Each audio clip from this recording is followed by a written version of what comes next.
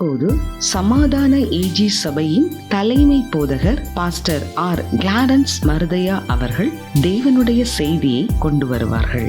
கிறிஸ்துவுக்கு அன்பானவர்களே, இந்த ஊடகத்தின் மூலமாக இவர்களை சந்திப்பது நான் மகிழ்ச்சியடைகிறேன். கடந்த 2 நாட்களாக ஏசாயா தீர்க்க புஸ்தகம் 49ஆம் அதிகாரத்தில் நான் உன்னை மறப்பதில்லை, நான் உன்னில் மகிமைப்படுவேன்.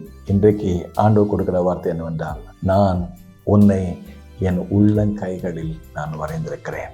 இந்த பின்னணியத்தை நீங்கள் கவனித்து பார்க்கும் பொழுது, இஸ்ரவேல் ஜனங்கள் தன்னுடைய சொந்த தேசத்தை விட்டு தூரமாய் போய்விட்டார்கள். அந்நிய தேசத்தை கூறியிருந்த பொழுது அவர்களுக்கு அநேக பாடுகளையும் நிந்தைகளையும் அவமானத்தையும் வேதனையும் பசி பட்னியும் அவர் சந்தித்தார்கள். அப்படிப்பட்ட சமயத்தில் ஆண்டவரை நினைச்சு, ஆண்டவர் எங்களை மறந்துட்டார, எங்களை நினைக்கலையே அப்படின்னு சொல்லி கண்ணீர் விட்டு கதிரை எழுந்து புலம்பின போது கர்த்தர் கொடுக்கிற ஒரு வார்த்தை என்னவென்றால், நான் உங்களை என் உள்ளங்கைகளில் வரைந்திருக்கிறேன். நம்முடைய தகப்பன் ஒரு தாயிலும் மேலானவர், நம்முடைய தகப்பன் தந்தையிலும் மேலானவர்.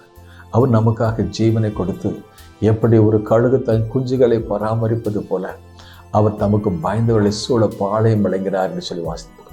அவருடைய ஜனங்கள் கண் கலங்கும் போது அவர் கொடுக்கிற ஆறுதலான வார்த்தை, இஜனத்தை ஆற்றுங்கள், இஜனத்தை தேற்றுங்கள் என்று சொன்னாரே.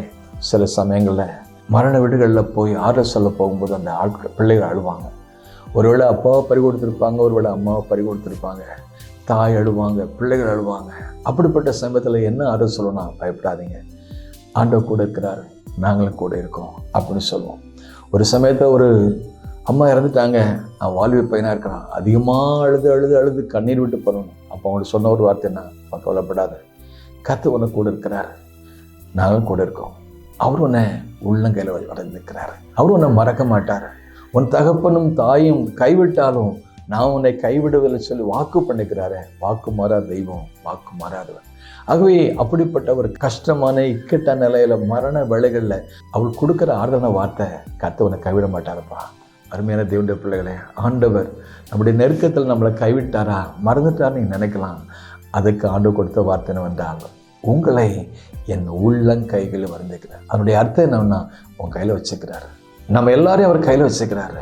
அவர் நம்முடைய நாயகன், நம்மை சிருஷ்டிகர், நமக்காக யாவையும் செய்து முடிக்கிறவர், நம்மை நன்கு அறிந்தவர், நம்மை நன்கு புரிந்தவர், தாயிலும் மேலானவர், தந்தையிலும் மேலானவர், கணவரிலும் மேலானவர், மனைவியிலும் மேலானவர், உற்றார் உறவினர் யாவரை பார்க்கலாம் அவர் மேலான. அவர் சொல்றாரு, உன்னை என் உள்ளங்கையில் வச்சுக்கிறேன், நான் கைப்பிடிச்சுக்கிறேன், நான் கைவிடவே மாட்டேன் என்று சொன்னார். ஆண்டவர் செய்யோடைய புகார் என்ன? கர்த்தர் கைவிட்டார், கர்த்தர் மறந்தார். No no no no no அவர் ஒரு நாளும் கைவிடுகிற தேவன் அல்ல, ஒரு நாளும் மறக்கிற தேவன் அல்ல.